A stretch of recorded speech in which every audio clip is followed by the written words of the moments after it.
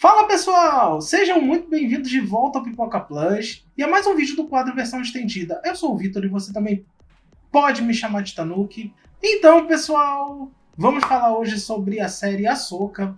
Finalmente chegou a série da minha menina. Como eu já deixei claro aqui várias vezes no canal, Ahsoka é uma das minhas personagens favoritas de Star Wars, se não é minha favorita, né?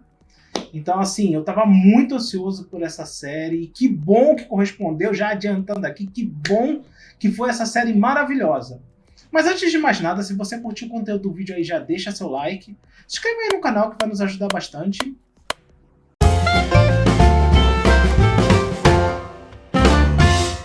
Então, pessoal, antes de eu começar, eu queria divulgar um trabalho sensacional, maravilhoso, fantástico, de um amigo que ele fez essa escultura aqui do Ori, do jogo Ori, para quem conhece ali, da Moon Studios, né?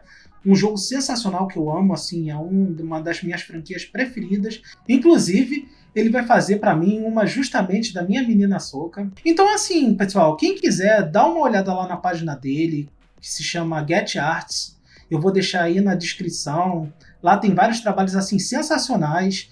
E se você tiver interesse em fazer alguma escultura, tiver alguma ideia aí, manda uma mensagem para ele que ele com certeza vai fazer um orçamento para você e olha, pessoal, vale muito a pena. Então, pessoal, vamos falar hoje sobre a Ahsoka. Como eu falei, uma das minhas personagens favoritas da saga Star Wars. Eu acho que já dá para colocar ela como uma favorita agora, né? Conforme foi passando produções, conforme foi passando animações e agora em live action, eu acho que a Ahsoka foi ganhando ainda mais um espacinho ali no meu coração. Então acho que hoje já dá pra falar que a Ahsoka é minha personagem favorita. E quando foi anunciada a série live action dela, eu admito que eu fiquei com medo. Eu fiquei com muito medo. Por ser uma das minhas personagens favoritas, eu tava com muito medo do que viria. Porque assim, a gente teve séries, produções medianas. Não vou entrar nem no mérito da trilogia sequel. Isso aí eu não vou nem entrar no assunto. Mas assim, a gente teve produções que ficaram medianas. Eu não vou dizer ruim porque elas não são ruins, mas elas ficaram bem abaixo do que poderia ser, como por exemplo Obi-Wan Kenobi, que também é um dos meus personagens favoritos e infelizmente ganhou uma série ali mediana. Não vou dizer que ela é ruim, mas também ela ficou muito abaixo do que poderia ser. E principalmente também o livro de Boba Fett, que eu acho que foi uma série, eu acho que de todas que lançou até agora, foi a mais caída. Então eu tava com muito medo do que ia vir pra Ahsoka. Mas, ainda assim, eu ainda tava com uma pontinha ali de esperança, né? Porque a gente teve séries muito boas, como, por exemplo, o caso de The Mandalorian, principalmente a primeira e a segunda temporada. Como é o caso, principalmente, de Andor, que é uma coisa, assim, maravilhosa dentro dos últimos materiais que a gente teve ali de Star Wars. E chegou a série Ahsoka e, cara, que bom, que fantástico, maravilhoso que ela tá no grupo das melhores coisas de Star Wars que a gente teve recentemente. Cara, a personagem merecia muito isso. A grandeza da Ahsoka dentro da saga Star Wars, ela merecia uma série com a grandeza que ela tem. Então, assim, que bom que veio uma série, assim, sensacional, maravilhosa, ó, digna da personagem. Então, pessoal, como eu falei, Ahsoka Tano é uma das personagens mais importantes dentro do canon de Star Wars.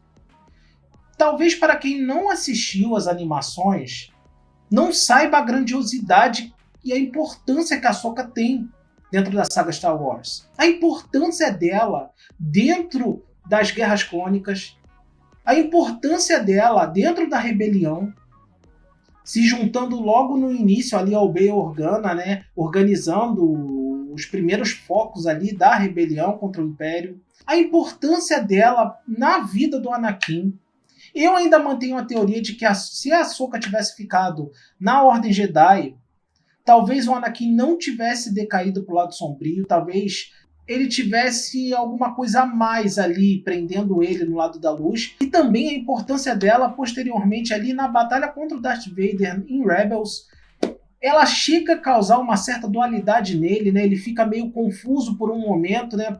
Visto o nível de importância que a Ahsoka tinha na vida dele. Então, assim, resumindo, pessoal, como eu falei, a Ahsoka ela merecia uma série grandiosa, no nível de importância que ela tem dentro do canon de Star Wars. E veio a série e ela conseguiu ser uma das melhores coisas, um dos melhores materiais que a gente já teve no universo de Star Wars até hoje.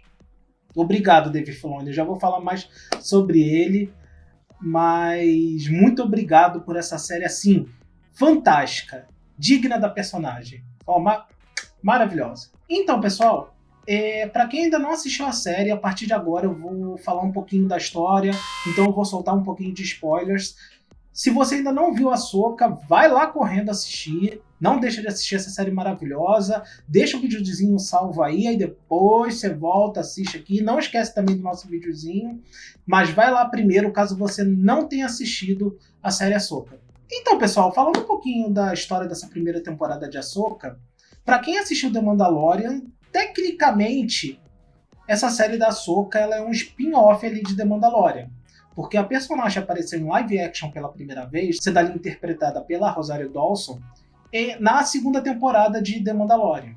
Então, assim, tecnicamente ali, Ahsoka é um spin-off de The Mandalorian. E com isso, ela se passa ali, mais ou menos na mesma época, na época da Nova República. E como se passa na época da Nova República, aqui somos apresentados a vários membros dessa Nova República, membros do Senado.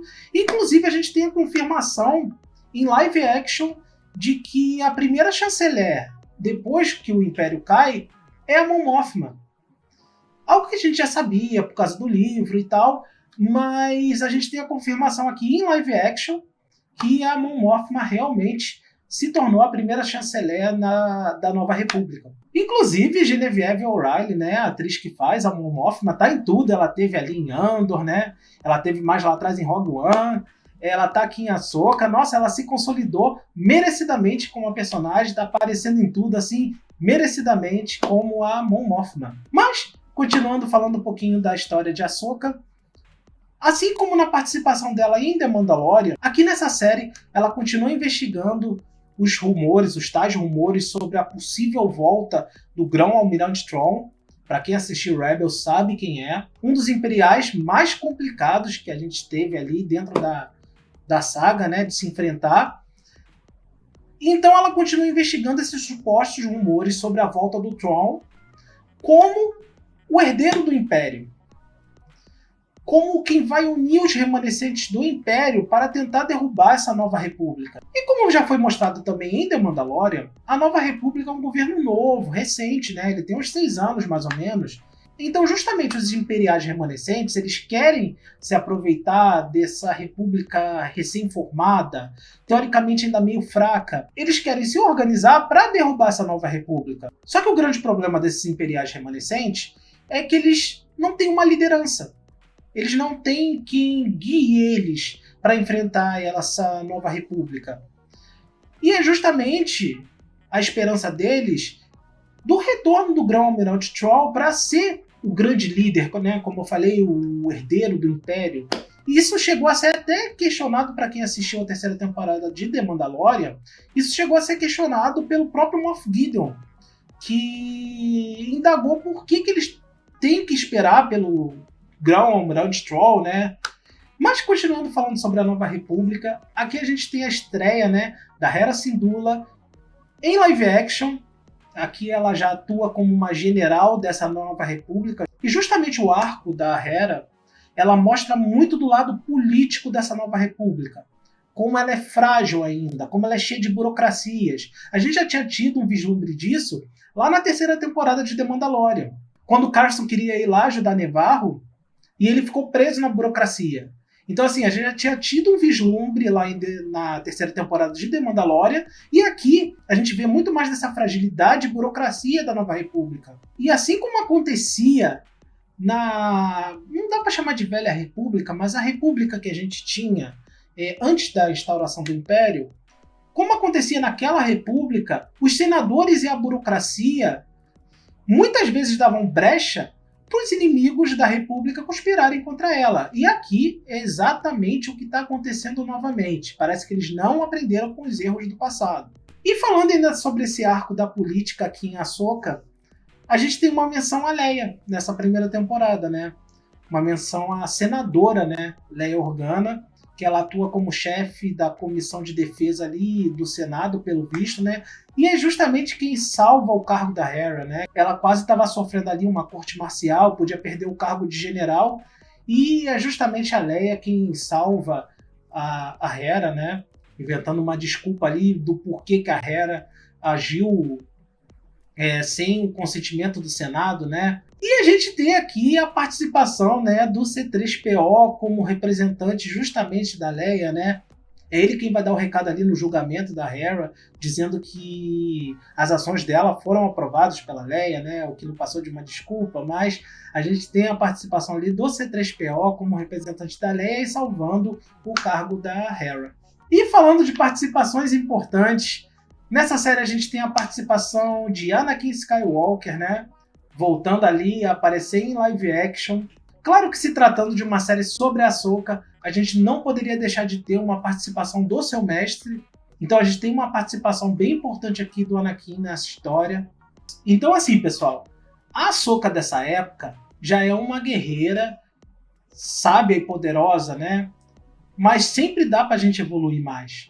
Um grande exemplo disso é o próprio Yoda em The Clone Wars, que ele aprende coisas novas, né? Mesmo com seus 900 anos quase, o Yoda ali em The Clone Wars, ele aprende uma coisa que ele não sabia. Então, assim, mesmo a Ahsoka sendo uma guerreira poderosa e sábia, ela ainda precisava aprender alguma coisa, né? E que melhor para ensinar isso do que seu mestre, né? O Anakin. E é justamente isso que ele faz. Ele faz a Ahsoka revisitar momentos importantes dentro da sua própria história, através do mundo entre mundos. Ele faz a Ahsoka se encontrar em um momento que ela estava se sentindo muito perdida. Inclusive, a participação do Anakin ela é muito épica e sensacional, porque ele foi o Anakin. Ele apareceu sendo o Anakin que ele sempre foi, principalmente para quem assistiu The Clone Wars. Poxa, ele chega chamando ela de abusada, ele chega falando que ela tá velha. Então, assim, foi sensacional a aparição do Anakin ali no episódio 5. E eu não posso deixar de destacar, pessoal, a volta do Hayden Christensen, a saga Star Wars. Primeiro ele tinha voltado ali, né, em Obi-Wan Kenobi, interpretando justamente o Vader. Aqui ele retorna como o Anakin, né, como o Anakin redimido, como o Anakin que veio para ajudar a Ahsoka. Então, assim, sensacional a volta do Hayden Christensen para a saga Star Wars. Ele merecia muito isso, principalmente porque ele foi muito criticado na época das prequels. Então, assim, ele precisava dessa redenção, ele precisava voltar para a saga com o pessoal amando ele. E é isso que está acontecendo aqui. Aquelas críticas, ficaram lá no passado. Muito injustas, por sinal. Então, pessoal, não é só a Hera que retorna aqui diretamente de Rebels, né? Inclusive, eu vi muita gente falando que a Ahsoka é uma continuação direta de Rebels. O que é muito justo de se falar, porque muitas das coisas que acontecem ali em Rebels tem continuação direta aqui em Ahsoka. A começar pela Sabine, ela e a Ahsoka ali têm uma relação meio conturbada, porque é a relação de uma mestra e um aprendiz que não deu muito certo. Então tem toda uma profundidade, tem toda uma questão de sentimentos ali, de ressentimento, de culpa, de frustração, que foi trabalhado desde o primeiro episódio dessa série. E falando um pouquinho da Sabine, pessoal, antes de estrear a Ahsoka, eu tava com muito medo do que iam fazer com a personagem da Sabine. Porque pelos trailers já deu a entender de que a Sabine ia ser uma aprendiz da Ahsoka. Mas para quem assistiu Rebels, em momento nenhum ela demonstrou um certo entrosamento ali com a força, né? O Jedi ali, aprendiz de Rebels, era o Erza. Então, assim, em momento nenhum, tirando aquela época que o Kanan treinou ela nas habilidades de sabre de luz, mas unicamente nas habilidades com a arma, ela não demonstrou nenhum entrosamento com a força. Então, assim, eu fiquei muito apreensivo de como iam fazer isso. Para uma personagem que nunca demonstrou ali um entrosamento com a força, se tornar uma aprendiz padawan de uma Jedi. Então eu fiquei, assim, bem preocupado de como ia se desenrolar isso. E eis que chega a série, que bom que eles trabalharam isso muito bem desde o início. Toda a explicação da Ahsoka ali no começo de que todo ser vivo ele tem a força dentro de si, né? Só que alguns já nascem com uma predisposição, com entrosamento maior para utilizar a força. Eles se tornam Jedi justamente, eles são levados, na época eram levados para o Templo Jedi para ser treinados. Mas assim, a explicação ali, desde o início, de que a Sabine só não tinha esse entrosamento, essa predisposição com a força desde o início. Então, por isso que para ela foi tão difícil o treinamento Jedi, porque ela não tinha esse entrosamento. Então, ela não sentia a força como, por exemplo, o Erza sentia, né? Então, assim, para ela foi muito mais complicado. Isso é trabalhado desde o primeiro episódio, essa frustração dela em não conseguir sentir esse entrosamento com a força. Dá para sentir o quanto a Sabine tem esse ressentimento de não conseguir se comunicar com a força. Isso é trabalhado desde o primeiro episódio. Não é simplesmente do nada teve um retcon. Nossa, agora você é uma Padawan, você sempre teve predisposição com a força. Não, é trabalhado isso desde o começo, como ela não tinha essa ligação e ela foi desenvolvendo ao longo da série. Falando dos novos personagens apresentados aqui nessa série, a gente tem Baylan Skoll e Shin Hatch, um mestre e uma aprendiz ali, usuários do lado sombrio, e apesar de serem apresentados como usuários do lado sombrio, isso fica meio ambíguo para mim. Porque não dá para dizer que eles são traiçoeiros ou cruéis, como muitos dos Sith que apareceram ao longo da saga Star Wars. Dá para dizer que eles são leais aos seus próprios objetivos. Sem aquele velho clichê de que, eles são usuários do lado sombrio, então tecnicamente eles são maus e cruéis, tecnicamente eles já são os inimigos declarados dos usuários da luz. Entende? Não tem esse velho clichê aqui. O Baylan Skoll e a sua aprendiz, eles são meio ambíguos ao longo da série. Até na batalha contra a Ahsoka, ele não demonstra um ódio por ela, ele não demonstra aquela vontade de derrotar ela porque ele é cruel, porque ele é traiçoeiro, porque ela é uma usuária da luz, ela é um Jedi, entre aspas, apesar dela já ter dito que não é. Então eles são inimigos declarados, por isso eles têm que se enfrentar, por isso um tem que derrotar o outro, um tem que matar o outro. Não tem isso aqui. E pessoal, não dá para encerrar esse vídeo sem falar sobre Dave Filoni. Eu gosto muito de chamar ele de o Kevin Feige da Lucasfilm, porque ele é o responsável pelas animações The Clone Wars, ele é responsável pela animação Rebels, por histórias do Jedi. Ele está na equipe ali de produção de The Mandalorian, o próprio livro de Boba Fett, e por aí vai. Ele é atualmente a maior cabeça do universo Star Wars que a gente tem. Por isso que eu gosto de falar que ele é o Kevin Feige mais da Lucasfilm, do universo Star Wars. E justamente foi ele quem dirigiu e escreveu Ahsoka. Por isso que saiu um material tão bom, porque ninguém atualmente tem o nível de conhecimento da saga Star Wars que tem o Dave Filoni. Ele soube trazer muito dos elementos de The Clone Wars para cá. Ele soube dar profundidade aos personagens de Rebels, inclusive continuando muito dos arcos de Rebels aqui em Ahsoka. E quem melhor saberia trabalhar com a Ahsoka do que quem mais trabalhou com ela? O Dave Filoni foi quem mais fez materiais que tinha a Ahsoka como personagem. The Clone Wars, Rebels, Histórias do Jedi e por aí vai. Então, assim, quem melhor para trabalhar uma série da Ahsoka que ele? Além dele ser o maior cabeça ali de Star Wars atualmente, ele foi quem mais trabalhou com a Ahsoka, quem mais trabalhou com a personagem. Então, assim, por isso que saiu um material tão bom, por isso saiu um material com tanta profundidade, por isso que saiu uma das melhores coisas, um dos melhores produtos que a gente já teve de Star Wars até hoje. E às vezes eu fico assim me perguntando como teria sido a trilogia sequel se ela tivesse sido entregue na mão do Dave Filoni. como eu acho que muita coisa teria sido diferente. Então, pessoal, como eu falei, a série Ahsoka foi um dos melhores materiais que a gente já teve do universo Star Wars. Ela expande a saga, inclusive para outra galáxia, né? Coisa inédita dentro da saga Star Wars. Ela prepara o terreno da saga para o futuro. E uma coisa que eu sempre falo, inclusive eu falo até com o próprio Fábio, é que a melhor escolha que a gente poderia ter tido para Ahsoka foi a Rosário Dawson. Tanto na aparência quanto na personalidade, ela ficou muito parecida com a Ahsoka. A atuação dela que tá sensacional nessa primeira temporada. Então, assim, foi um dos maiores acertos que a gente já teve na saga Star Wars.